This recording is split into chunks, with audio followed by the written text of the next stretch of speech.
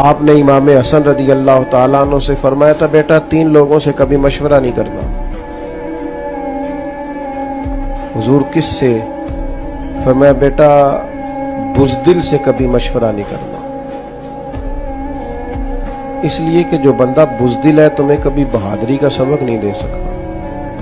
और दूसरा आपने इरशाद फरमाया था कि बेटा बखील से कभी मशवरा नहीं करना, बखील से कभी मशवरा, कंजूस है ना, फरमाया उससे कभी मशवरा ना करना, इसलिए कि जिसका दिल बड़ा नहीं ना होता उसका दिमाग कैसे बड़ा हो सकता है।